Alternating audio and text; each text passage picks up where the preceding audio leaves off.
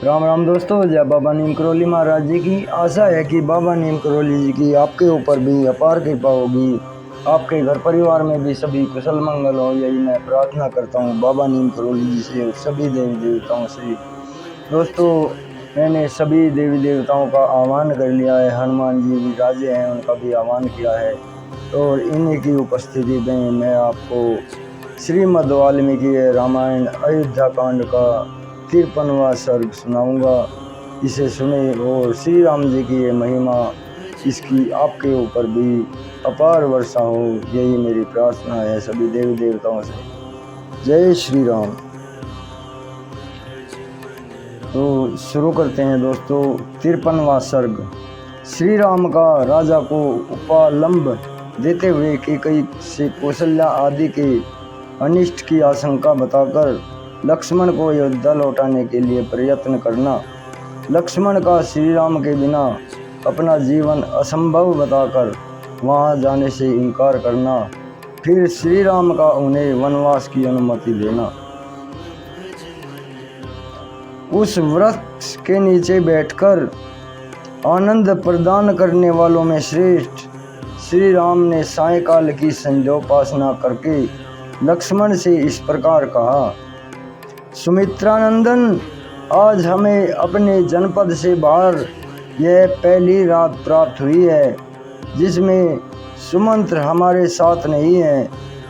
इस रात को पाकर तुम्हें नगर की सुख सुविधाओं के लिए उत्कंठित नहीं होना चाहिए। लक्ष्मण, आज से हम दोनों भाइयों को आलस्य छोड़कर रात में भी जागना होगा, क्योंकि सीता के योगक्षेम हम दोनों के ही अधीन है। सुमित्रानंदन, यह रात हम लोग किसी तरह बिताएंगे और सोम संग्रह करके लाए हुए तिनकों और पत्तों की सैया बनाकर उसे भूमि पर बिछाकर उस पर किसी तरह सो लेंगे। जो बहुमूल्य सैया पर सोने के योग्य थे वे श्री राम भूमि पर ही बैठकर सुमित्रा कुमार लक्ष्मण से ये शुभ बातें कहने लगे। लक्ष्मण, आज महाराज निश्चय ही बड़े दुख से रो रहे होंगे, परंतु कैकेयी सफल मनोरथ होने के कारण बहुत से संतुष्ट होंगे। कहीं ऐसा ना हो कि रानी कैकेयी भरत को आया हुआ देख राज्य के लिए महाराज को प्राणों से भी वियुक्त कर दे। महाराज का कोई रक्षक न होने के कारण वे इस समय अनाथ हैं, बूढ़े हैं और उन्हें मेरे वियोग का सामना करना पड़ा है। उनकी कामना मन में ही रह गई तथा वे कैकेयी के वश में पड़ गए। ऐसी दशा में वे बेचारे अपनी रक्षा के लिए क्या करेंगे। अपने ऊपर आए हुए इस संकट को और राजा की मति भ्रांति को देखकर मुझे ऐसा मालूम होता है कि अर्थ और धर्म की अपेक्षा काम का ही गौरव अधिक है। लक्ष्मण, पिताजी ने जिस तरह मुझे त्याग दिया है उस प्रकार अत्यंत अज्ञ होने पर भी कौन ऐसा पुरुष होगा जो एक स्त्री के लिए अपने आज्ञाकारी पुत्र का परित्याग कर देगा। कैकेयी कुमार भरत ही सुखी और सौभाग्यवती स्त्री के पति हैं, जो अकेले ही अष्टपुष्ट मनुष्यों से भरे कौशल देश का सम्राट की भांति पालन करेंगे। पिताजी अत्यंत वृद्ध हो गए हैं और मैं वन में चला आया हूँ। ऐसी दशा में केवल भरत ही समस्त राज्य के श्रेष्ठ सुख का उपभोग करेंगे।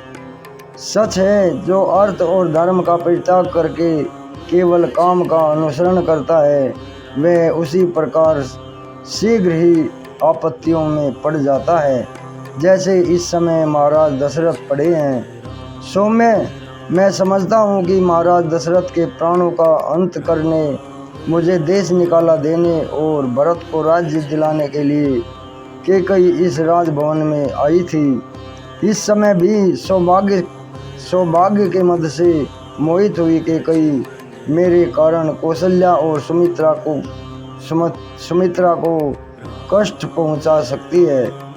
हम लोगों के कारण तुम्हारी माता सुमित्रा देवी को बड़े दुख के साथ वहाँ रहना पड़ेगा।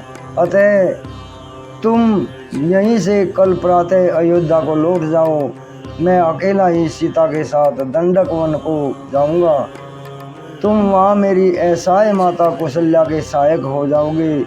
धर्मज्ञ कैकेयी के कर्म बड़े खोटे हैं। वह इस द्वेषवश अन्याय भी कर सकती है। तुम्हारी और मेरी माता को जहर भी दे सकती है। तात सुमित्रा कुमार, निश्चय ही पूर्व जन्म में मेरी माता ने कुछ स्त्रियों का उनके पुत्रों से वियोग कराया होगा। उसी पाप का यह पुत्र बिछोह रूप फल आज उन्हें प्राप्त हुआ है। मेरी माता ने चिरकाल तक मेरा पालन पोषण किया और स्वयं दुख सहकर मुझे बड़ा किया। अब जब पुत्र से प्राप्त होने वाले सुख रूपी फल भोगने का अवसर आया, तब मैंने माता कौशल्या को अपने से विलग कर दिया। मुझे धिक्कार है। सुमित्रा कुमार, जो भी सौभाग्यवती स्त्री कभी ऐसे पुत्र को जन्म न दे जैसा मैं हूँ, क्योंकि मैं अपनी माता को अनंत शोक दे रहा हूँ। लक्ष्मण, मैं तो ऐसा मानता हूँ कि माता कौशल्या में मुझसे अधिक प्रेम उनकी पाली हुई वह सारिका ही करती है, क्योंकि उसके मुख से माँ को सदा यह बात सुनाई देती है कि हे तोते, तू शत्रु के पैर को काट खा, अर्थात हमें पालने वाली माता कौशल्या के शत्रु के पाँव को चोंच मार दे। वह पक्षिणी होकर भी माता का इतना ध्यान रखती है और मैं उनका पुत्र होकर भी उनके लिए कुछ नहीं कर पाता। शत्रुदमन, जो मेरे लिए शोक मग्न रहती है, मंदभागिनी सी हो रही है और पुत्र का कोई फल न पाने के कारण निपुती सी हो गई है, उस मेरी माता को कुछ भी उपकार न करने वाले मुझ जैसे पुत्र से क्या प्रयोजन है, क्या लाभ है।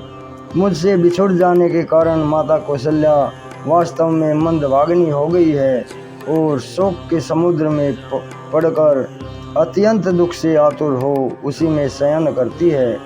लक्ष्मण, यदि मैं कुपित हो जाऊं तो अपने बाणों द्वारा अकेला ही अयोध्यापुरी तथा समस्त भूमंडल को निष्कंटक बनाकर अपने अधिकार में कर लूँगा, परंतु पारलौकिक हित साधन में बल पराक्रम कारण नहीं होता है, इसलिए मैं ऐसा नहीं कर रहा हूँ। निष्पाप लक्ष्मण, मैं अधर्म और परलोक के डर से डरता हूँ, इसलिए आज अयोध्या के राज्य पर अपना अभिषेक नहीं कराता हूँ। यह तथा और भी बहुत सी बातें कहकर श्री राम ने उस निर्जन वन में करुणाजनक विलाप किया। तत्पश्चात वे उस रात में चुपचाप बैठ गए। उस समय उनके मुख पर आंसुओं की धारा बह रही थी और दीनता छा रही थी। विलाप से निवृत्त होने पर श्री राम ज्वाला रहित अग्नि और वेग शून्य समुद्र के समान शांति प्रतीत होते थे। उस समय लक्ष्मण ने उन्हें आश्वासन देते हुए कहा, अस्त्रधारियों में श्रेष्ठ श्री राम, आपके निकल आने से निश्चय ही आज अयोध्यापुरी चंद्रहीन रात्रि के समान निस्तेज हो गई है। पुरुषोत्तम श्री राम, आज जो इस तरह संतप्त हो रहे हैं, यह आपके लिए कदापि उचित नहीं है। आप ऐसा करके सीता को और मुझको भी खेद में डाल रहे हैं। रघुनंदन, आपके बिना सीता और मैं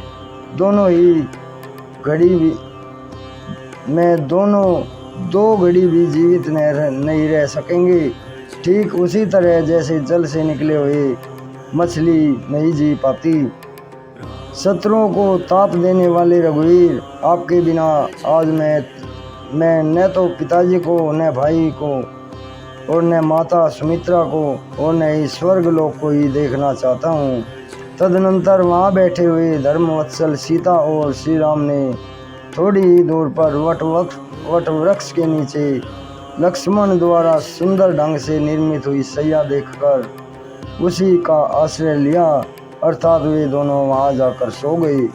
शत्रुओं को संताप देने वाले रघुनाथ जी ने इस प्रकार वनवास के प्रति आदरपूर्वक कहे हुए लक्ष्मण के अत्यंत उत्तम वचनों को सुनकर स्वयं भी दीर्घ काल के लिए वनवास रूप धर्म को स्वीकार करके संपूर्ण वर्षों तक लक्ष्मण को अपने साथ वन में ही रहने की अनुमति दे दी। तदनंतर उस महान निर्जन वन में रघुवंश की वृद्धि करने वाले वे दोनों महाबली वीर पर्वत शिखर पर विचरने वाले दो सिंहों के समान कभी भय और उद्वेग को नहीं प्राप्त हुए। इस प्रकार श्री वाल्मीकि निर्मित अभी आर्ष रामायण आदि काव्य के अयोध्या कांड में 53वां सर्ग पूरा हुआ। जय श्री राम, जय हनुमान जी की, जय बाबा नीम करौली महाराज जी की। राम